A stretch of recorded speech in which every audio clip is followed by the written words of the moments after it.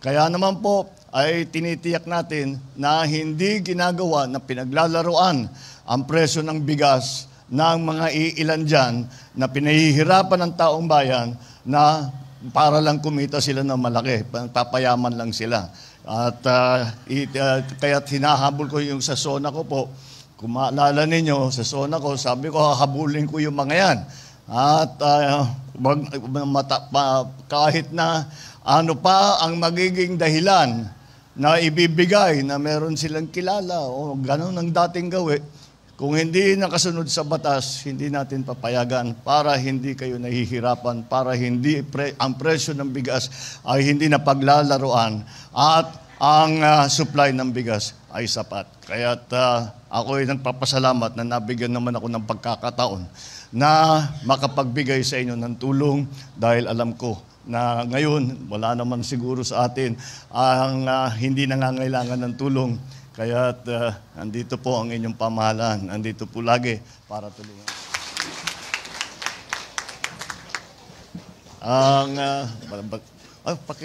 Please sit down. Batiin ko lang ang ating matagal ng kaibigan at classmate sa Kongreso, ang ating governor ng probinsya ng Zamboanga, Sibugay, Governor Ann Hofer. At saka ang mayor, siya ang host natin ngayon at mabuti na lang at ay napagawa niya itong napakagandang lugar na ito para meron tayong mapupuntahan at meron tayong gamitin para nga sa mga ganitong pangyayari. Mayor Climaco. Mayor, sabihin mo sa akin yung mga ayaw na kumuha ng bigas, picture na lang. Oh, kunin natin, picture na lang, tapos para makarami tayo dun sa dadalhin natin pati sa iba. Hindi, kailangan ninyo yan at mabuti. Alam nyo po ang pangyayari nito kung tayo, pinag-uusapan ko lagi na kailangan sapat ang pagkain para sa ating mga kababayan. At kasama dyan ay pinapatibay natin ang sistema natin ng agrikultura. Ngunit, hindi lamang yan ang nagiging problema sa agrikultura dito sa Pilipinas. Ang isang napakalaking problema ay ang pag-smuggle ng bigas papasok ng Pilipinas. Illegal na importasyon na dinadala sa Pilipinas at sinisira, ginugulo at iniipit. Bago i-smuggle nila papuntang Pilipinas, tapos iipitin nila, hindi nila ilalabas. Iipitin nila para tumaas ang presyo. Pagtaas ng presyo, saka sila magbebenta. Kaya yan ang racket nitong mga kaharap natin. Kaya naman, hindi lamang ang pag-ayos ng agricultural sector ang ating kailangan gawin. Kailangan din natin patibayin ang ating pag-enforce ng mga batas tungkol nga sa pagbigay ng supply ng bigas sa buong Pilipinas. Hindi tama na nagpapasok sila, iniipit nila ang supply, pinapataas nila ang presyo, naghihirap ang tao para lang kumita sila ng malaki. Kaya't pinatibay namin at binigyan ko ng instruction ng Bureau of Customs. At sila naman ay sinabi ko, tignan ninyo ng mabuti. At kung merong mga kasabwat dyan, ay sabihin nyo na sa atin, tanggalin natin at ilagay natin yung mga magagaling. At yun na nga nangyari. Kaya tayo nakakahanap ngayon kung saan-saan nitong mga bigas na ipinapasok na illegal. Dito sa nakita namin dito, nandito batiin natin ang ating Bureau of Customs dito, si Mr. Lanza. Siya ang nag-imbestiga nito at siyang nakahanap kung saan-saan meron siyang mga nakuhang informasyon at ginamit niya yung informasyon na ito upang makuha ang mga bigas na illegal ang pagpasok sa Pilipinas, na smuggled. At dumaan tayo sa proseso dahil sa batas may proseso, kahit mahuli mo lang, hindi naman pwede basta't kukunin lang ng gobyerno.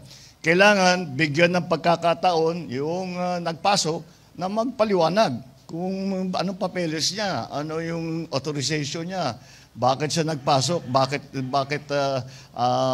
patago ang kanilang pagpasok ng bigas. Yun, kailangan mag-explain sila at binibigyan sila ng 15 days. O, nabigyan na sila ng 15 days, wala silang maisagot, kaya't kinuha na ng gobyerno. at ginawa nating donation sa DSWD. Nandito po, Secretary Rex Gatchalian ng DSWD. Ginawang donation ng DSWD at sabi ko, ang pinaka nangangailangan dyan, ang mga beneficiary ng 4Ps. Kaya kunin natin yung bigas, ibigay natin sa kanila at kailangan nila yan. So, gumawa tayo ng listahan kasama ang local government ng bayan, ang local government ng probinsya at ang DSWD at saka opisina ko. At gumawa tayo ng listahan, binalikan natin yung mga 4P beneficiaries, ginawa natin lang listahan, kaya po nandito kayong lahat. Kaya yan po ay patuloy nating pag-asikaso para tignan natin na maging maganda ang patakbo ng merkado sa bigas dahil alam naman natin gaano kahalaga ang supply ng bigas sa magandang presyo para sa lahat ng Pilipino.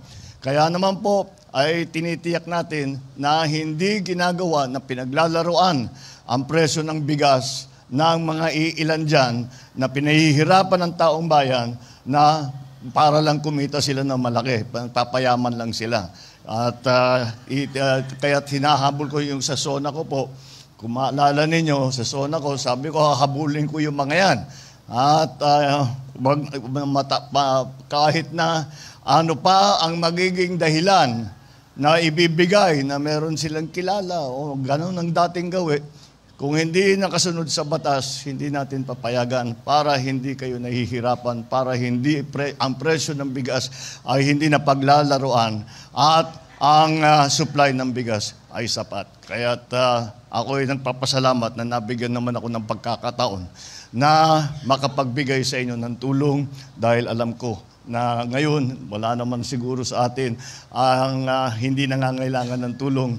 Kaya andito po ang inyong pamahalaan. Andito po lagi para tulungan kayo. Maraming salamat sa inyo.